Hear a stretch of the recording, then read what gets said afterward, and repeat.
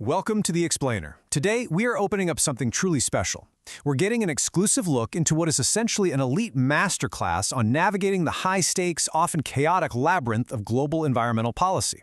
Specifically, we're looking at the exact strategic toolkit designed for a senior program management officer at the United Nations Environment Program over in Paris. So, if you've ever wondered how raw, complex science actually gets translated into massive global action, or how these huge international institutions drive true systemic change, well, you're in the right place. This is your playbook.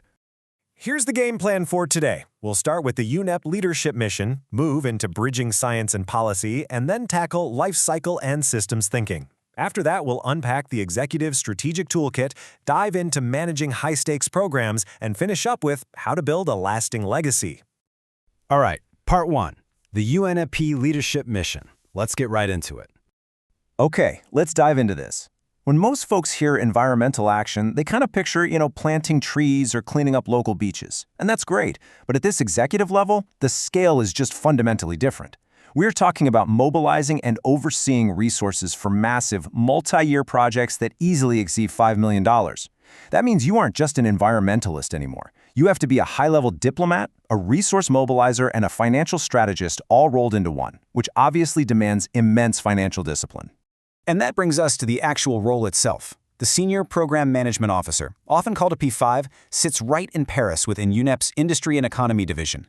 You can think of this position as the ultimate executive bridge. The core mandate? Take highly complex, thoroughly credible science and completely transform it into policy-relevant, decision-ready knowledge.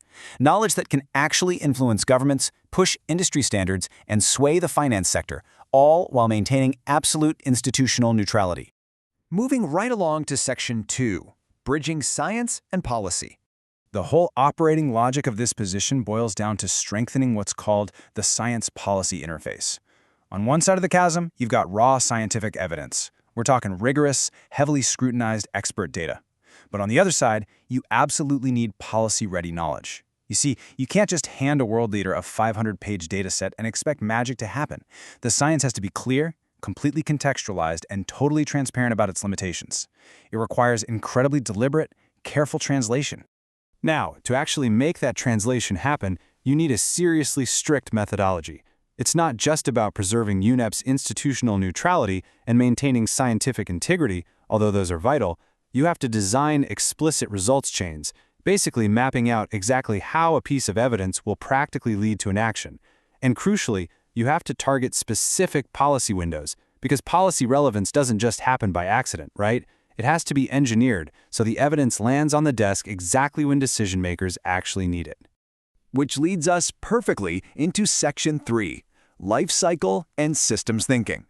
This right here is the conceptual engine you need to manage global materials. To truly innovate at a global scale, you have to look at the entire board. Circularity isn't just about making sure people recycle their plastic bottles. It's a massive, interconnected systems transformation. It stretches all the way from step one, the initial material extraction, right through design and production, into consumption, and finally down to disposal and recycling.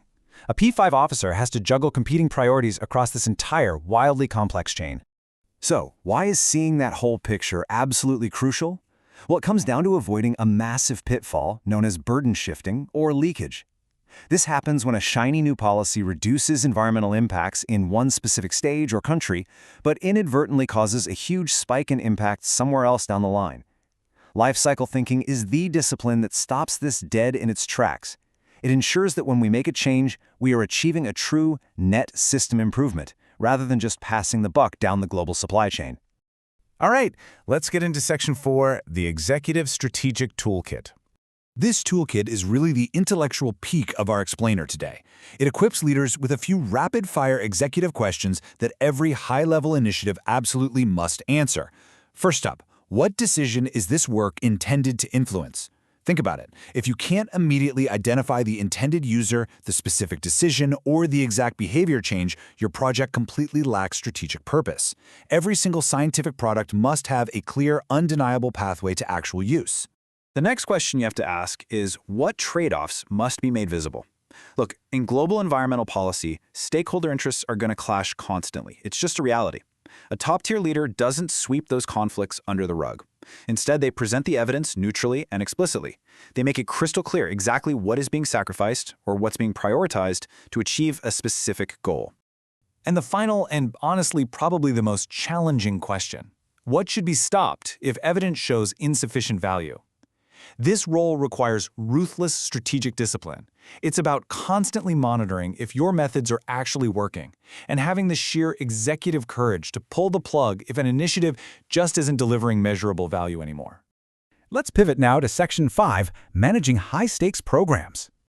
Now, what's really interesting here is how we can contrast the stark realities of good, tight management against the glaring warning signs of a failing, bureaucratic mess. On the positive side, you're looking for indicators of success like solid policy references, genuine client satisfaction, and successfully mobilized funding. But the warning signs, they are usually pretty obvious. We're talking large budgets that have absolutely no explicit outcome logic, massive staff overload, and repeated, unresolved methodological disputes. Knowing the difference is your compass for avoiding major institutional traps.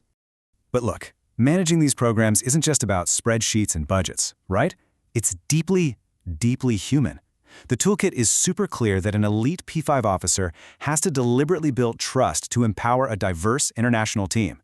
That means providing predictable management, total transparency about how decisions are made, actually following through on your commitments, and crucially, creating a workplace climate where staff can raise technical concerns without any fear of reprisal. And we absolutely cannot talk about program management without bringing up a totally vital component: gender mainstreaming. The source material is adamant that this has to be integrated into scientific questions, program design, and policy advice from day one. Why? Because transitioning to a circular economy creates fundamentally different risks, opportunities, and barriers for women compared to men. Examining those differences isn't some optional add-on. It is absolutely non-negotiable for achieving true, inclusive impact worldwide.